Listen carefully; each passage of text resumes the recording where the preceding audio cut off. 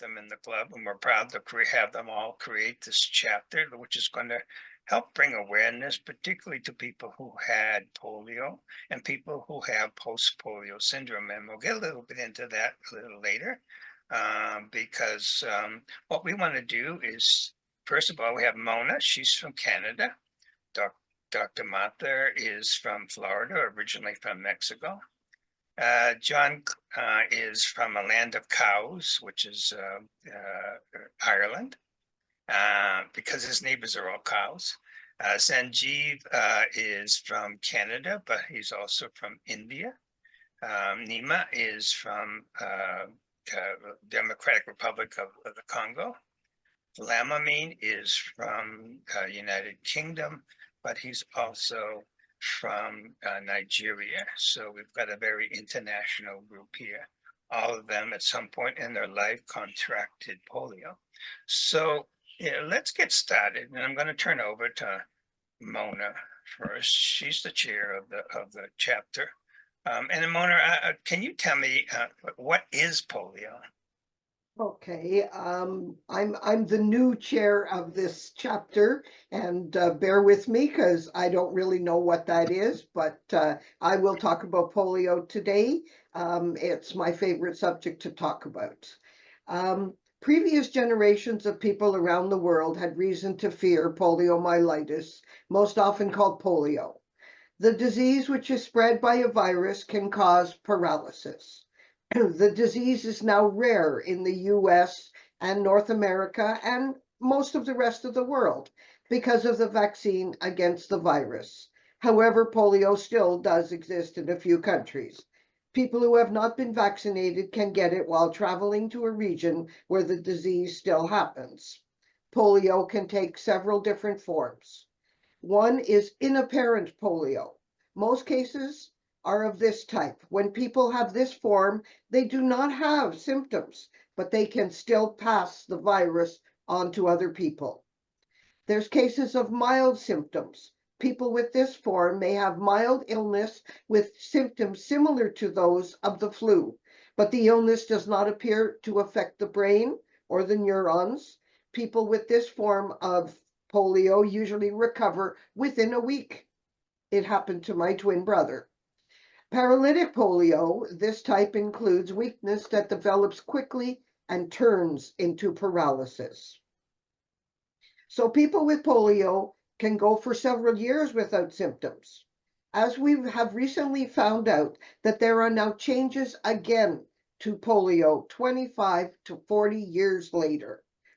And some of the medical professionals have named it post-polio syndrome or the late effects of polio. Unfortunately, today, not many doctors are still taught about polio because of its seeming eradication, and therefore even fewer are able to diagnose post-polio syndrome. So our apparent problem is convincing people who had the original polio that they will have more changes as they get older. This is the problem today all over the world, trying to convince polio survivors that they will have changes to their bodies in many unknown ways. The slow changes happen approximately 1% compounded per year. And after 40 years, well, that's 40% of disability more than the original polio. Now I want to talk. Thank you. That is my definition of polio and post-polio. Thank you very much. Does anybody, sorry, I mute because the dogs bark here. Anybody have something to add to what Mona's introduction is about what is polio? Okay, let's move on then. Now I'm interested. Go ahead. Florence, did you have a question? Well, we're going to turn to the group. We're going to stay to the panel at this point. We'll have questions and have to answer afterwards. Okay, is that okay? Yeah. Okay, very cool. Thank you. I appreciate that. Ken, so there is something to add to Mona's introduction, which is technical, but is in the news. There are three types. There were three strains of polio, types 1, 2, and 3. And it is type. I answered your question about. Okay, hold on. Okay, if everybody could mute, that would be great and much appreciated. Thank you.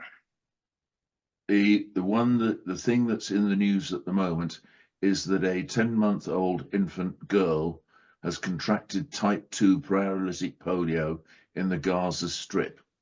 It's in the news, it is there, and it is liable that it could spread and that it could actually go into the Israeli population as well, because there is type 2 virus circulating off the wastewater outfalls at Haifa, which is not very far north of the Gaza Strip. So it's okay. the three types of polio, and it's type 2, which is around at the moment. And it's mainly type 2, which occurs in Afghanistan and Pakistan. Okay, appreciate that. Let's go back to Mona then for, I'm curious, because we went through COVID and we all kind of learned how COVID is contracted. How about polio? How do you contract polio? Mona? You contract it through a virus. It's spread from person to person through bodily fluids. The same as the flu and the same as COVID originally. I guess that's about it. But in this case, it's bodily fluids that you need to come in contact with. Is that what Yes. you're saying? Okay. Not all bodily fluids, mainly fecal. Really? Yes. Okay. And Dr. Martha, do you have to add to that? Something at that? Yeah. Well, I was born in Mexico City, and I had polio when I was 1 year and 2 months old. I was part of the very, very large epidemics that affected the Americas. So we were a lot of children affected in Mexico. And maybe you have seen the peak of the epidemics. It's thousands of cases.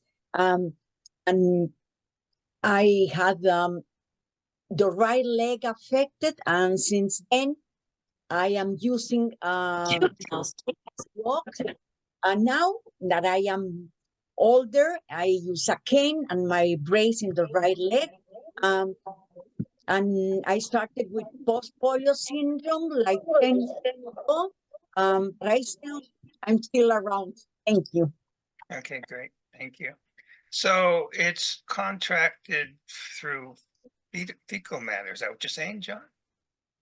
So millions of people came in contact through that way. It mainly goes through the fecal system, but what it actually does is it carries, and the main carrier is contaminated water, and so unfortunately you've got wastewater and the drinking water, and they get mixed together, and that's how you get it going through. Then the virus gets contracted, and it goes through it's a gastroenteritic virus. I think Dr. Martha will correct me if I get this wrong. It's a gastroenteritic virus which goes down through the gut. Now, at some stage or other, in some cases, it crosses into the bloodstream from the gut wall, and that's what then causes either the asymptomatic or partial paralysis or whatever it is. If it then goes further, it can cross into the spinal fluids, and it then affects the anterior horns on the spine, which causes paralysis of the motor nerves. You've got two sets of nerves. One is sensory and the other is motor. So if you put your hand out and there's a flame, your hand will feel the heat from the flame. And if that flame's too close or anything else, you can pull it away. So sensory, feel the heat, pull it away, motor. It kills the neurons into the nerves, which are the motor nerves. Those motor nerves are the ones that make things work, which is why I'm for those of you, I think most of you know me anyway. I'm permanently in a wheelchair like Florence, and we work through. So our motor nerves have gone. The other thing that we've been finding with PPS is with post-polio syndrome is that that you can actually not just get it after the 15, 40 years. It can go, you can go down, bounce up slightly, go down, bounce up slightly, go down, bounce up slightly. And at some point or other, you will go down and then you will hit the cliff edge. And then you will actually go down faster and further and you won't bounce back. So you've actually reached an end point. And those people who had a fast recovery or a long plateau have a tendency to actually fall off the edge quicker.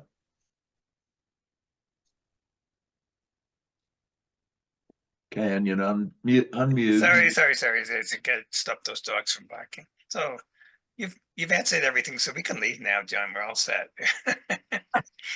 Nima, in the Democratic Republic of Congo, as a child, you contracted polio at what age?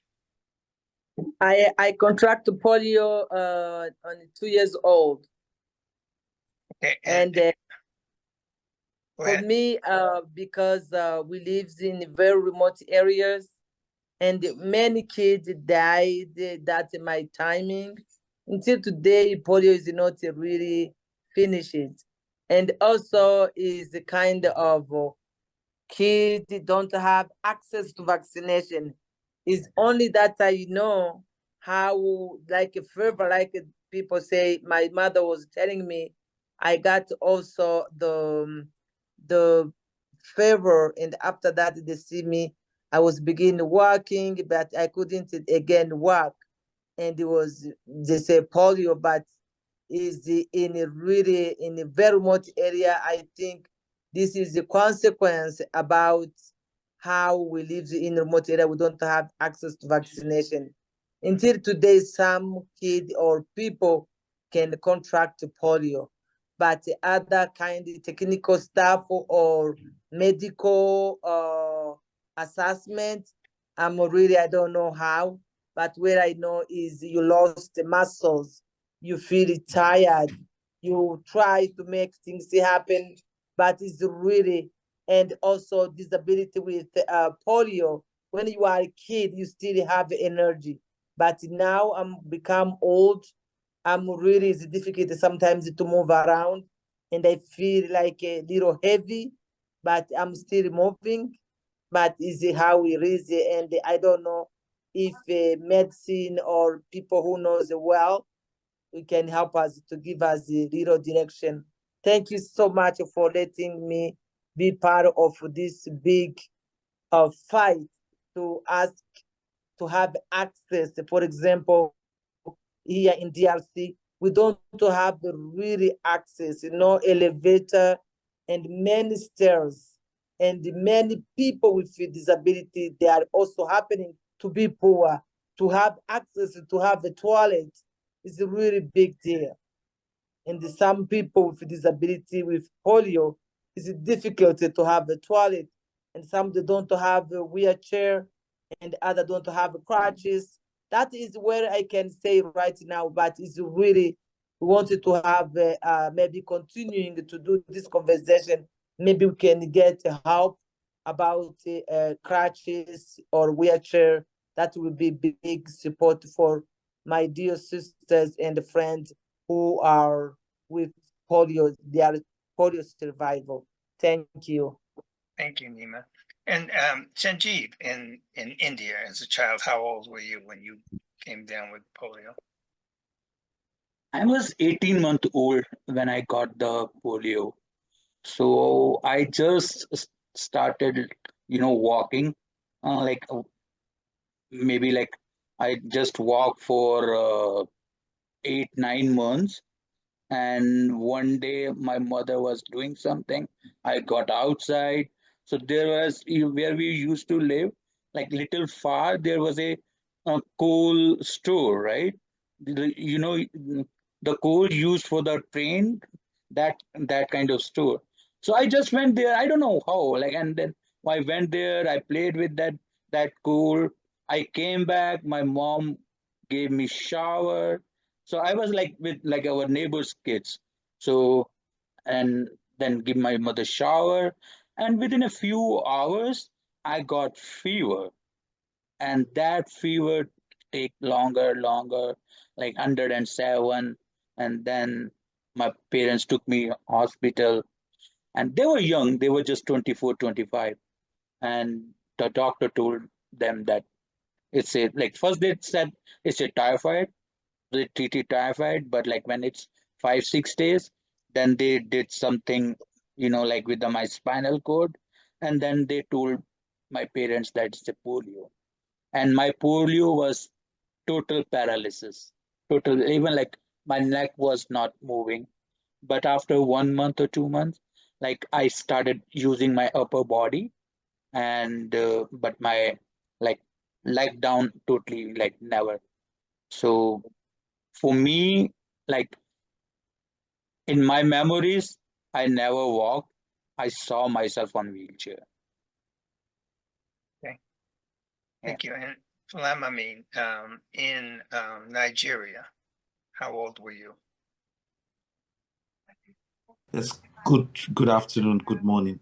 Yes, I think because I think it was between 4 months to 6 months because I'd taken the vaccine itself. It was after I took the vaccine, because like my mom told me, it was after I took the vaccine. I think I got sick. I was taken to the hospital, and I just because I had I was actually paralyzed. So I think it was between that time because I was paralyzed, and but it was 4 months to six. I think it was 4 months to 6 months. But I'd taken the vaccine itself, so I was wondering why I had polio after taking the vaccine, and I felt healed and every other thing. All I knew that I was actually paralyzed within that 4 months to, I don't know the particular age I started walking, but I was actually, I was paralyzed within those months. So when I started walking, it was actually, I don't know what happened, but my other leg is actually paralyzed. So now I use the crutches to help myself because I actually had stroke in 2019 at the same time. So it was a case of polio and stroke itself. So it's between that age of 4 to 6 months that I had the stroke, polio itself. Thank you. Can I come in, because there's a go point ahead. here Yep. which needs to be addressed. Gentleman in Nigeria had the vaccine. I'm not sure when he had the vaccine, but the polio vaccines at that stage were live, and they were a live attenuated vaccine. In other words, they weakened the virus, but they actually gave you the virus. And what happened was that those vaccines have to be stored under controlled conditions very correctly. If they don't, they can mutate and cause what happened to our Nigerian friend, which actually can cause polio itself. The biggest one of those was shown was a mismanufacture in California, where about 100 children landed up getting totally paralyzed. But there is a vaccine-derived polio as well, which is the live vaccine, which is why we're still getting it in Afghanistan and Pakistan. They're the only two countries which are actually using the live vaccine. Okay, that was my next question. So I appreciate you answering that question on that, because he was curious, and I'm curious of how you can have the vaccine and still get polio. here, you just answered for us. So, and it affects people in different ways, right? There was no one set way that it affects. I know some of the more severe, Dr. Martha, it sounds like you maybe were not as severe as Sanjeev and Vladimir, who both were paralyzed at a young age. That didn't affect you that way, right?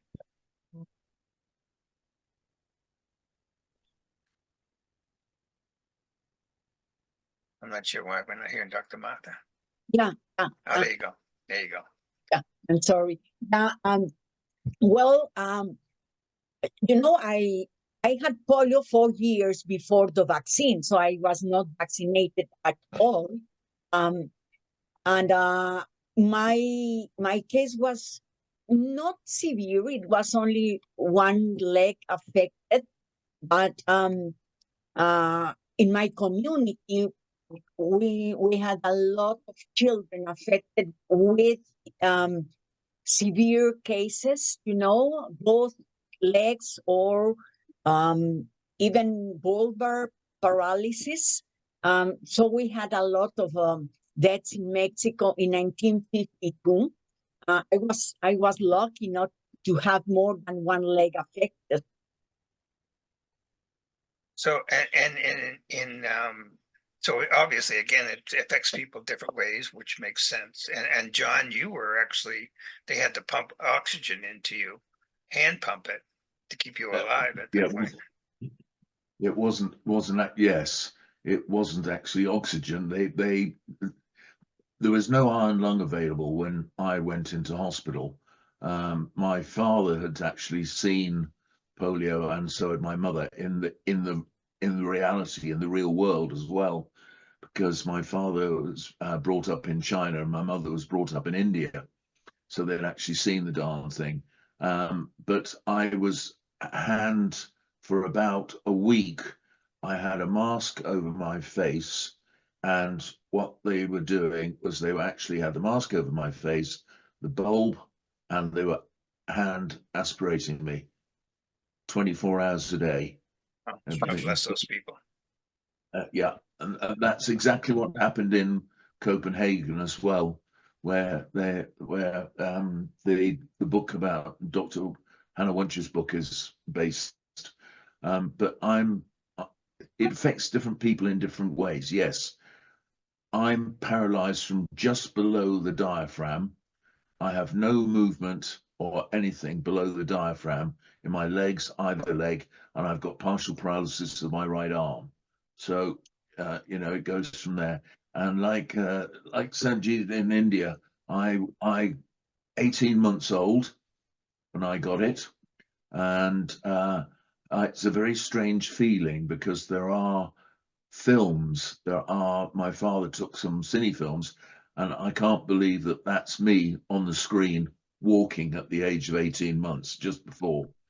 So it's a very peculiar feeling. But there is another thing which people don't realize, and I know that a lot of people refer to my polio leg, my this leg, or my arm, or my polio arm. When you get the polio virus, the poliomyelitis virus, and there's 3 types, Florence, not 4. The situation is that it affects every part of your body. It gets into every part of you. So it's not just in that leg or in that arm or anything else. The virus actually spreads right way through the whole body. It just depends on how far it goes and the severity that it causes. So, you know, once you have polio, you've got it. You've got it in every component part of you. And the test that Sanjeev was referring to is a very unpleasant one. I've had it done to me in adulthood. It's a spinal lumbar puncture, where they put you lying on a table in a fetal position. In other words, you're curled up on yourself as if you were sleeping like a baby. And then they insert a needle in between the vertebra into the spinal cavity and withdraw spinal fluid. and Okay. you can withdraw that spinal fluid, and it then shows up as to whether it's polio or not in a sophisticated test. The test that has been done, the other test that they can do is actually a stool test. So they can test the fecal matter from the patient and do it that way. And that's how the Gaza one was done through the laboratories in Amman in Jordan. So, so Mona, let me see if I understand this correctly, because I've learned a little bit from you guys already.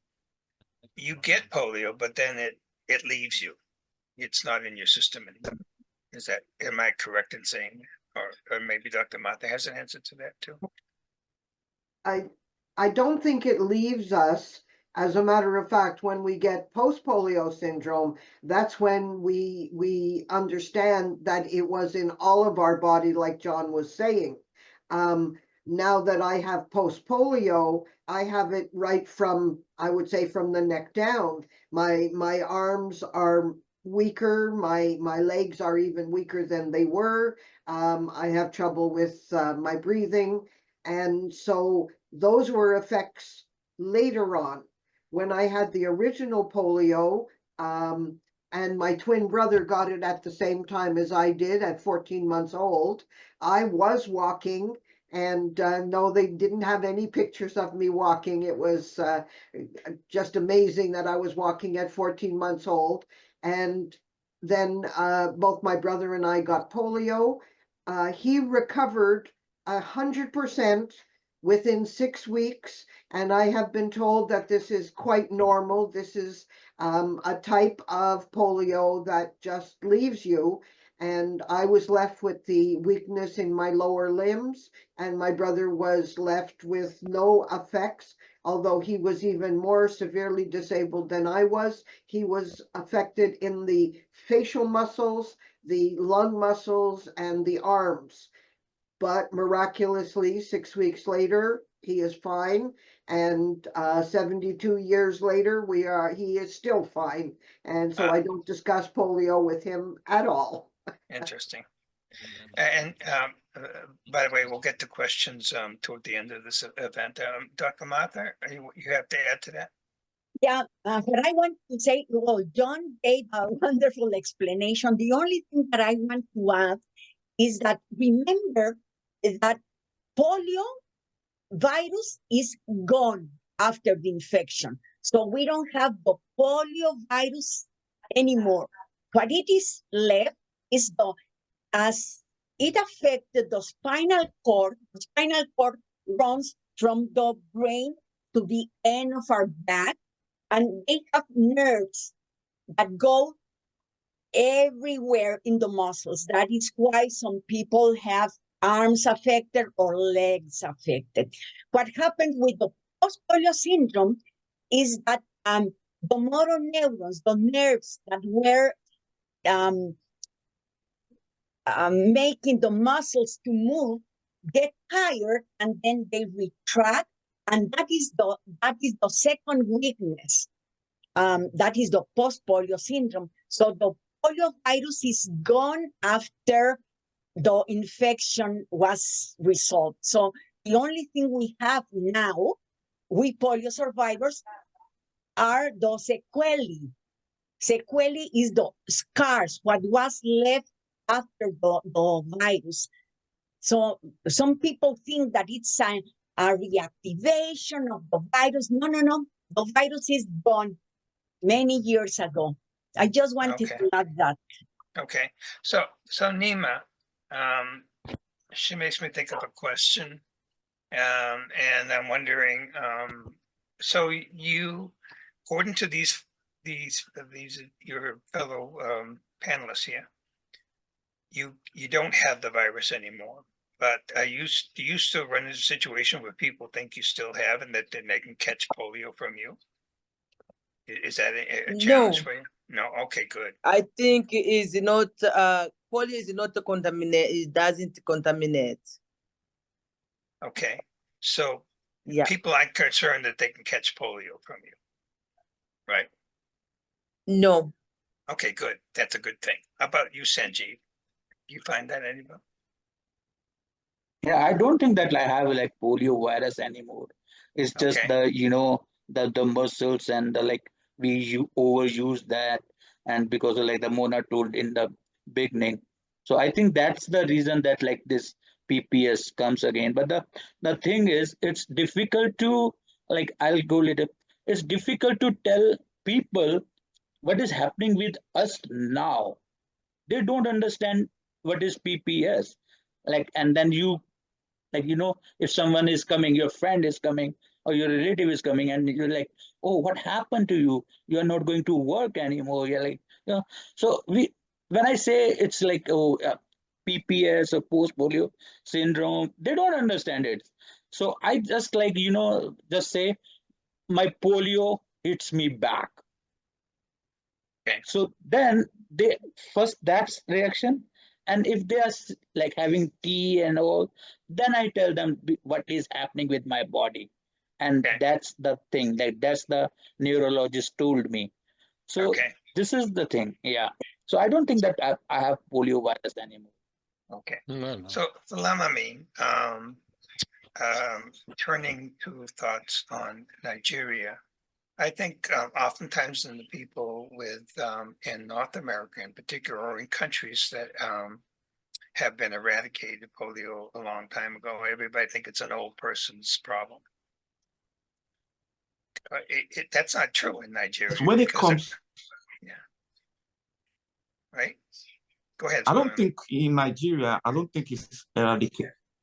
In Nigeria, I don't think the virus is eradicated because I think they get more in the north of Nigeria than to the south and every other thing, because the northern part of Nigeria, that's where you have more of the polio itself. Because right from the south to the east, the thing there's vaccine, but back in the north, they actually refuse the vaccine because most of them are actually not well educated. That's why you have more of the disease back in the north than the east and the south of Nigeria. But my own polio is not contagious because none of my siblings have it. I'm actually the only one that have it. But basically, the polio itself has not left Nigeria because of the less education in which the people from the north, the moment they come with the vaccine, they run away because they actually give them all sort of information whereby they take their children off. It's as if, okay, once the people come in to give them the injection, I think the people that are actually the educated ones tend to deceive the ones that are not educated, that once they get the vaccine, some things will happen to their children or that. That's why they kind of have more of that disease back in the north to the south and the east. Thank you. Thank you. And just to get a little advertisement here, that God bless their Rotary for its the way it took on eradicating polio around the world, and still working on it. Much appreciate Rotary for what they did. Sanjeev. Yeah, I want to say like one thing. Like I'm very proud that like India totally eradicated the polio. And like with the population of 1.25 at that time, it's really very difficult. But all the governments over there, they work very hard. So what they did, they like our like it's a drop 2 drops polio vaccine we have. So they gave like every kid, and they go to every year in a 1 month, like it's a polio campaign, vaccine campaign.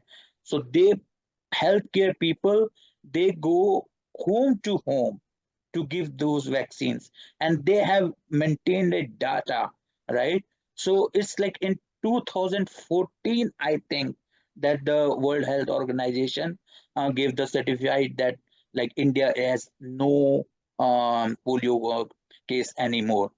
But still we are doing every year this campaign of giving vaccine 2 drops.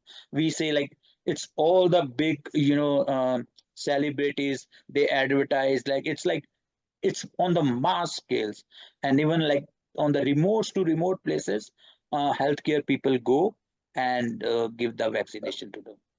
So it's a very hard work. Right, exactly. And let me ask the whole group of you and see if anybody has an answer to this.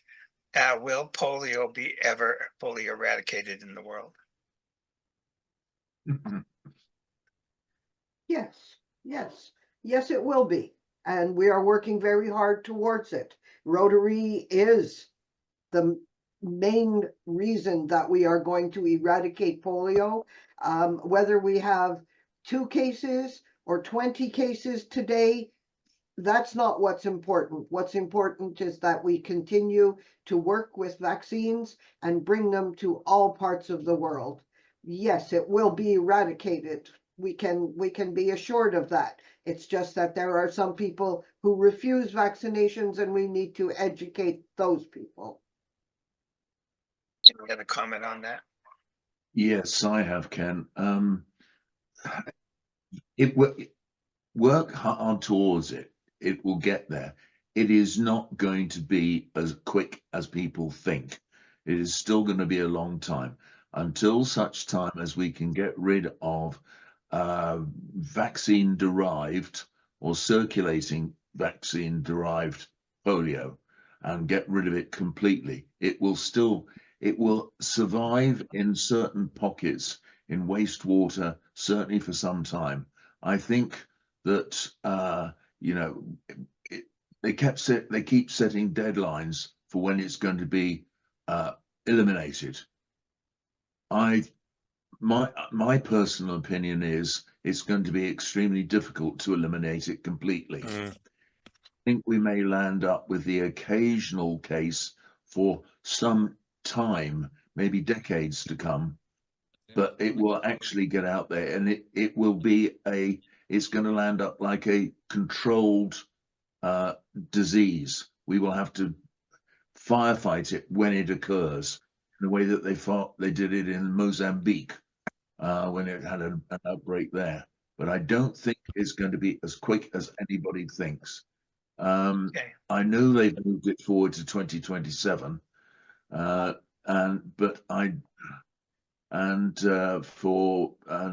the circulating vaccine to 2029, and it goes through. But setting deadlines is not exactly the way to do it. I think it creates too much expectation. Okay. And a couple of people have their hands up, and I'll get to those in a minute, but I want to talk about post-polio syndrome a little more than we have. We touched upon it here because it's an important subject. And I think everybody in this room has some sort of symptoms of post-polio syndrome, if I'm correct. I think Dr. Martha, you're still a lucky one. That's you're fairly healthy. And Dr. Martha, you explained it in layman's terms that it basically your muscles get tired. It basically it gets to the point, particularly as you get older, that starts impacting your mobility. Correct? Yeah. Actually, we need to, first of all, we need to understand the pathophysiology of post-polio syndrome. It appears 10 to 40 years after the acute infection. So what we have to do is to keep the nerves that we are still in good shape, not doing crazy exercise or swimming in a very, very with a lot of energy. We have to move slowly to preserve what we already have. And also, I think the neurology association of all over the world have to be educated about post-polio syndrome, because I have found that many doctors do not know anything about post-polio syndrome.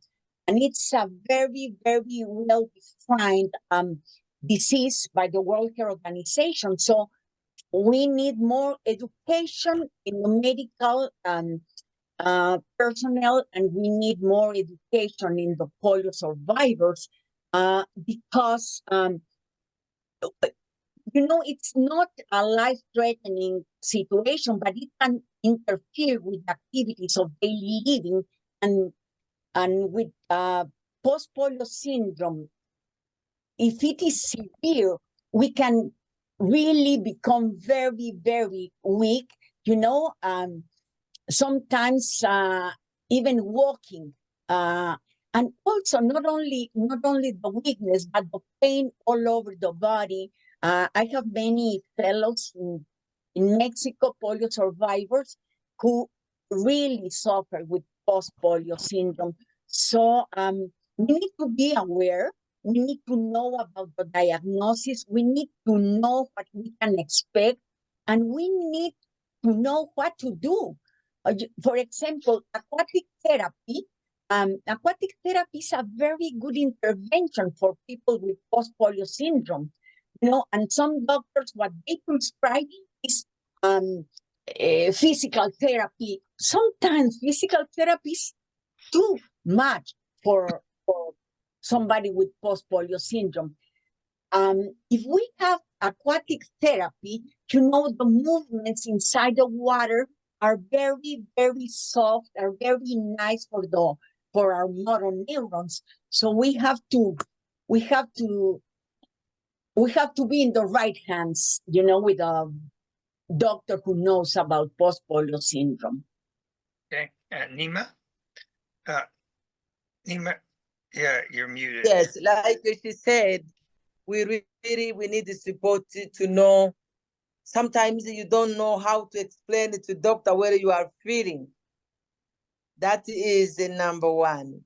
Secondly, sometimes also those doctors, they don't understand, because the science, how they study, how, like, for example, women who have the babies, like doctor knows is number one, they're on the number two, number three, but polio, we really is still like a mystery. No one who know really very well how to treat the polio sicknesses. And where we need is to teach also whole communities. It can be parents, it can be kids, no, medical assistant, people who care, community people who care about the doctors and the nurse. We need they can be informed to let us, that we can explain. Sometimes you explain whether you are feeling and they don't get it. That is the one issue we had. Secondly, for us who lives in remote areas and the country is not developed, we really need your support and your awareness. Continuing many like this workshop, like we can awareness to every time. This we need really in our countries. Thank you so much for really giving us this opportunity to share with people who live in the country where they fight with polio and no more polio for other kids. But here in Africa, we still have some kids or people who have polio, and I don't know how I can explain to make these things on the point where everyone is awakening away with this sickness. Thank you so much. Okay, thank you. And John, I want to get to you because your story is important for people to hear, particularly people to hear that had polio and are now, there's almost like a 3 stages. You get it, and then there's a middle stage, and then it's a later stage. Because I know, because it's important for people who have had polio around the world, and maybe in that middle stage. In your middle stage, to me, you were very busy executive running around the world, and your symptoms had kind of I wouldn't say they went away, but they were not anywhere near as they are today. So you can be living everything fine, normal life, and then that post-polio starts kicking in. Is that correct? That's the life you That's had. absolutely, yeah, that's absolutely correct. Yes, I was. I was busy. I was a senior executive in a very large company, and it started to kick in, and it started kicking in when I was in my 30s, going through from that, and that's about 30. It was about 34 years after I had actually had the initial infection, and it has gone down in stages from there. And it went through that I had to start using a wheelchair. I was still able to use my full-length calipers, braces, and crutches. And then it slowly got worse and worse and worse because of neurodegeneration. And it landed up with me having then to go from using a manual wheelchair, which I could push myself around in, high activity one, and then I had to go into a power chair, and it just goes down slowly. It's, you know, the other thing, Ken, which I think we've got to realize is that post polio, it's there. There are around about 15 plus million polio survivors in the world. And most of those are in sub-Saharan Africa and in the Indian subcontinent. And a lot of these problems which we are encountering now in this side of the world are still going to affect people. There are going to be people in the DRC who've never heard of post-polio syndrome. There are going to be doctors who've never heard of it. There are going, and the same thing happening in India as well. I was talking with a phlebotomist who was taking a blood sample from me the other day, and she comes from Kerala, and she's a staff nurse, and she'd never heard of post-polio syndrome. And just to put it on the other end, in Ireland, an Irish trained surgeon never heard of it either. And there are particular problems which are associated with post-polio syndrome, which people have to be aware of. One of those is susceptibility. If they have to go into the doctor, if they have to have surgery, they can have problems with actually the recovery period after anesthesia. It takes longer. And Mona's got a card for this. She's got it's a warning card, and it sort of says, "Look out! I've had polio. I've now got post-polio syndrome. Talk to me. Look it up. Contact this number and get descriptions of what it is. Because otherwise, the last time I had major surgery, which was for an accident when I turned a wheelchair over, it took them 14 hours to get me out of the anesthetic, which is rather long. Yeah, it scares people. Yes. I want to finish off where we started with Mona. And then there are 3 people with their hands up. I want to turn to them. But Mona, so you've been offering support for many years for people with both polio and post-polio syndrome. And so let's talk about the support groups that are out there, because people who either are dealing with post-polio syndrome or may be concerned that they will be sometime in their life, there are support groups for that, right? Yes, we have support groups all across America, I would say. Canada, US, we're going to start a new group in Spanish in Mexico at the end of September. Many of these groups have information about post-polio syndrome. The most important thing a person with polio should do is get in touch with myself or other support groups and find out what the symptoms are that other people have. You may have minor symptoms today, But when you overdo things, when you go shopping at Walmart and you don't use the electric wheelchair, you will come home and you will be exhausted. You were never exhausted before. Before, years ago, you could go shopping and then go to a movie afterwards and then make supper. Today, you need to readjust your activities to make yourself work better. Not everyone will get post-polio. Not everyone who had polio will have major problems, but it's good to check it out. If you speak to your general doctor, tell them about polio and post-polio. If they don't understand you, we can't help them. We can say to them, please, would you look it up and see what there is? I will give you information. If they are not interested in learning more, then find another doctor. There are lists of doctors that I know of in North America, and we can share that.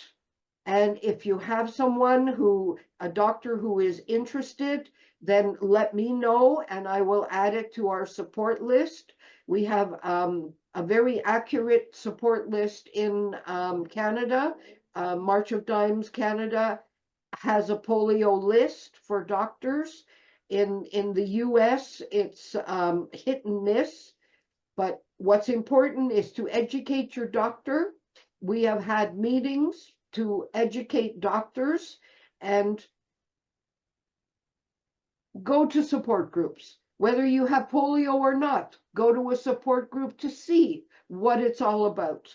And all we want to do is tell people to slow down. Rest is not a swear word. Okay, very good. Thank you. And I want to turn to, go ahead, John. For those of you not in Canada or the US and Spain, and you want any help, if you write to ppsadvocacy@gmail.com, we will answer from the center out for anything that we know happening in India, Europe, or anywhere else. Very cool. Thank you. Let me turn to the people with the hand up because Florence, you've had your hand up for a long time and very patient. So you're on now, Florence. Okay.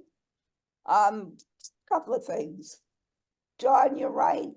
I was wrong. There are 3 types.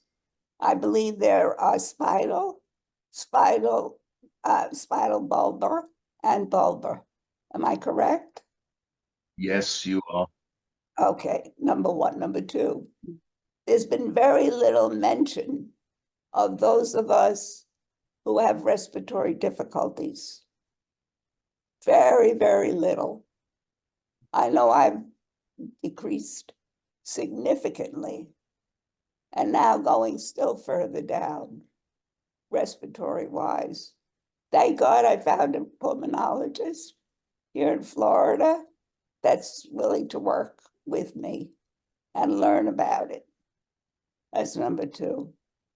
As far as PPS versus the original episode, right now in my life, I found that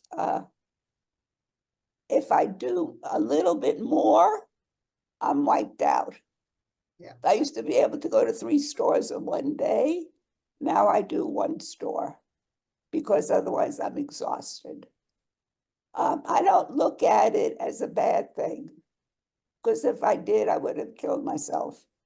I look at this whole thing like, okay, well, I'm older now, a whole lot older. And maybe now it's time to sit back and just enjoy the lake and enjoy the ducks and do what I can.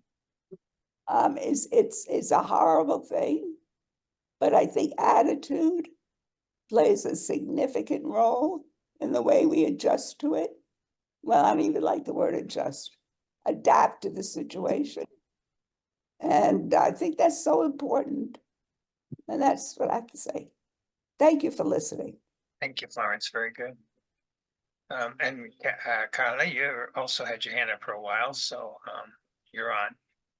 one of the things that Carol Vandenacker Albanese, who is a polio doctor here in Northern California, has always said is that you have to lose over 40% of the neurons for actual weakness to show up.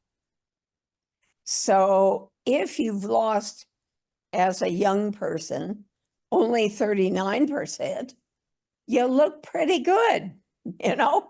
And that could be 39% in just your lower leg, or 39%, you know, just in a shoulder. And in that way, when the secondary neurons grew to help out our muscles after the initial attack, those secondary neurons often started to fade. And at a certain point, and I've forgotten what the age is, maybe you know, Martha, everyone normal, I mean, not normal, but typically not having polio, everybody's muscles start kind of going at 1% a year. So if you were at that 39% and you're at the age where everything starts going 1% a year, pretty soon it starts showing, and it starts continually showing as you slide down what I call the slide very slowly, and you're impacted in more and more ways. I was a passer for years. I was an athlete. I'm paying for it now big time, but I am only 80. So, you know, I kind of forgiving myself for having messed myself up a bit, but that 40% was an interesting figure that you have to have lost 40% for weakness to show. That is very interesting. Mhm, And you very- know, Carla, go ahead. Laura? Martha, oh yeah, Lord. Oh, sorry, Martha was gonna There we speak. go. I got it. Go ahead, Laura.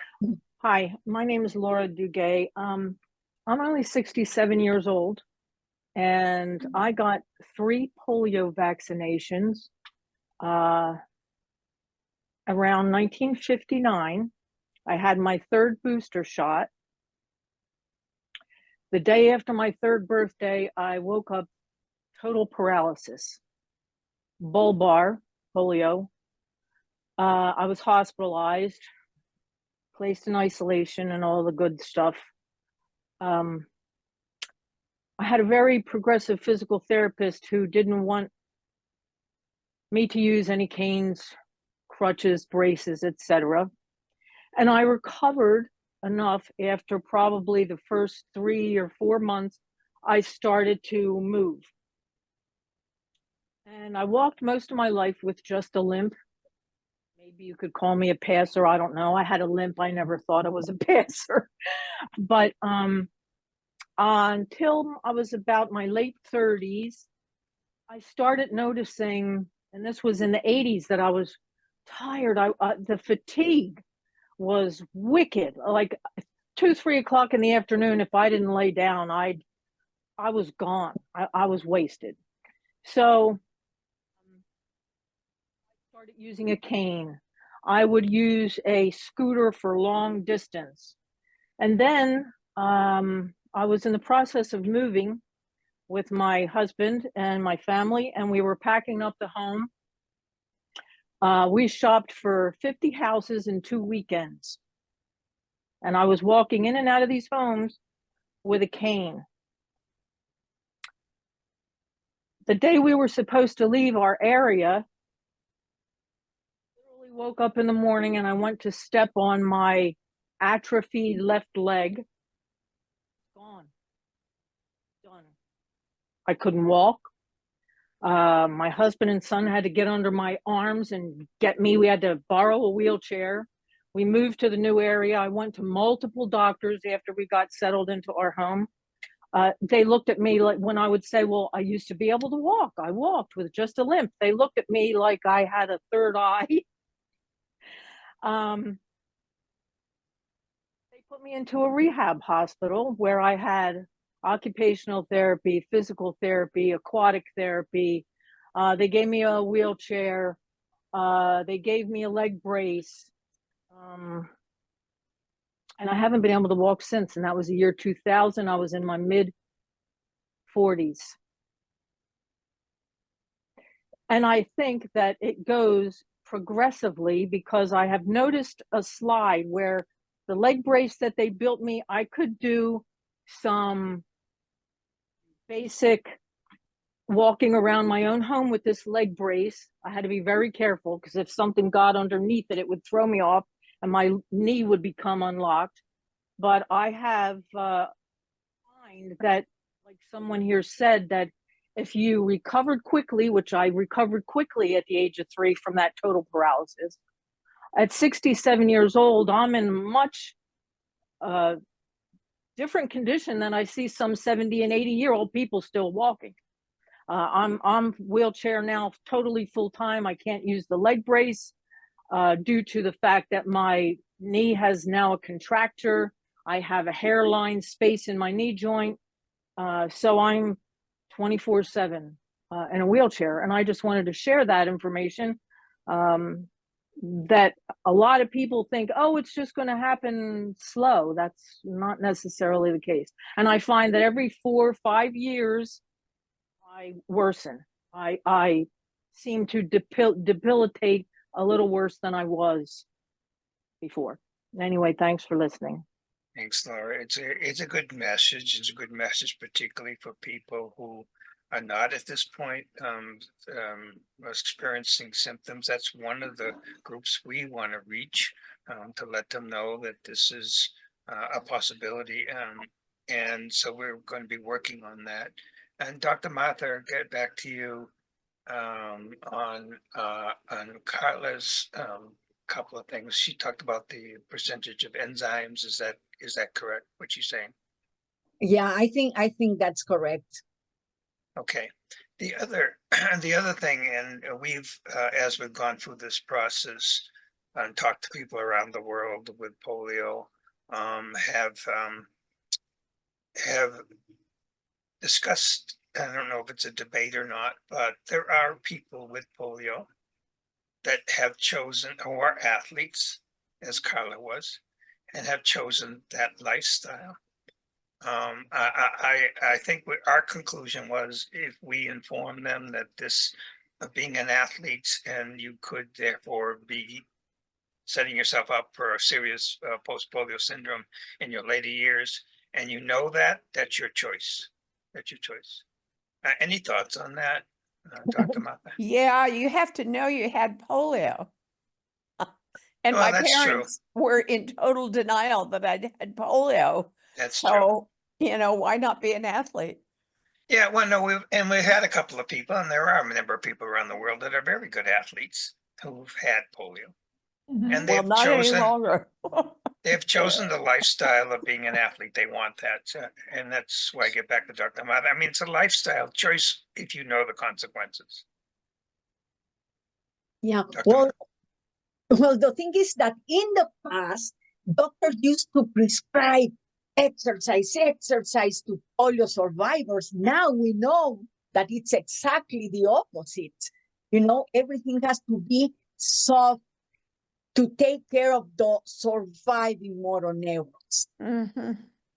I remember when I was a child, I had a nurse who used to make me swim 1 hour in the morning, 1 hour in the afternoon. Swimming. That was terrible for my motor neurons. Now we know that we need to go easy, very easy with the movements. That's it. Yeah, but once again, I mean, we've come in contact with some people who chose to, knows the consequences, knows that they could very well be damaging their body by being athletes, but they want to be an athlete. I mean, John, you still here somewhere? Have I lost John? Yes, I am. Oh, okay. I'm still here. I mean, you didn't know the consequences probably when you chose the lifestyle you chose. But knowing the situation now, would you have changed anything? To be honest with you, no. It may sound strange, but you have only one life and you've got to live it. It's all about it's about quality of life. I wouldn't have changed it. I used to work on board ships. I used to do all sorts of strange things. But would I have changed it? No, I wouldn't have changed it because it's brought me to meet all of you for a starter.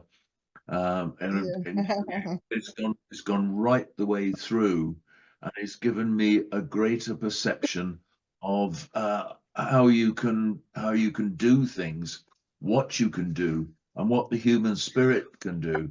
And there are other people, you know, what sort of skills, what sort of extras you can do, just like Laura with her painting. Yes, I've been watching you. And but you've got all of those. Live life, pace yourself, but at the end of the day, just remember you've got the one life, enjoy it, and just get on with it. I think I couldn't ask for better final words for this meeting, John. So I appreciate you saying all that. So if anybody has any other comments, otherwise I'm going to, in Rotary, we ring a bell. We used to, the old Rotary.